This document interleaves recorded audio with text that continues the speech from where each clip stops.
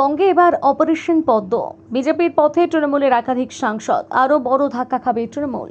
বঙ্গে এবার অপারেশন পদ্মের সম্ভাবনা। ঘর ভাঙতে চলেছে তৃণমূলের। লোকসভায় তৃণমূলের সাংসদ সংখ্যা এই মুহূর্তে 29। সূত্রের খবর, এদের মধ্যে ডজন খানেক সাংসদ বিজেপিতে যোগ দেওয়ায় অথবা তাদের সমর্থন জানানোর পরিকল্পনা চূড়ান্ত করে ফেলেছে। তালিকায় রয়েছে আরও 5-6 জনের নাম। শোনা যাচ্ছে দল ভাঙার জন্য বিজেপির নেতৃত্বে সবুজ সংকেত তাদের মিলে গিয়েছে। দলত্যাগ বিরোধী আইন বাঁচাতে যে কজন সাংসদের প্রয়োজন হয় তা চূড়ান্ত করেই দল বদল হতে পারে। আগামী বর্ষাকালীন অধিবেশনের চিত্রটা স্পষ্ট হওয়ার সম্ভাবনা। তৃণমূল নেতৃত্ব অবশ্য হাওয়া বুঝতে পেরে দল ধরে রাখার প্রচেষ্টায় নেমেছে। কারণ এদের মধ্যে মমতা বন্দ্যোপাধ্যায় এবং অভিষেক বন্দ্যোপাধ্যায়ের একাধিক আস্থাভাজনের নাম আছে বলে খবর। লোকসভায় তৃণমূলের সদস্য সংখ্যা 29-এর মধ্যে 2/3 বা সহজ হিসেবে 66% সদস্য। একসঙ্গে দল ভাঙলে তাদের আর দলত্যাগ বিরোধী আইনে পড়তে হবে না।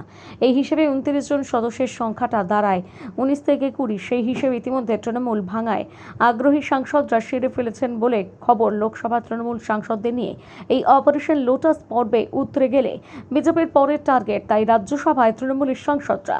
বিধানসভা ভোটে বিপর্যয়ের পর তাসের ঘরের মতন ভেঙে পড়ছে তৃণমূল পরিচালিত পুরসভাগুলো। পঞ্চায়েত ও জেলা পরিষদেও ভাঙনের সম্ভাবনা তৈরি হচ্ছে। এখনো পর্যন্ত বিজেপি কাউকে দলে নেবে না বলে ঘোষণা করলেও তলে তলে প্রস্তুতি রয়েছে। তবে বিজেপির কাছে অনেক বেশি গুরুত্বপূর্ণ লোকসভায় তৃণমূল দলে ভাঙন।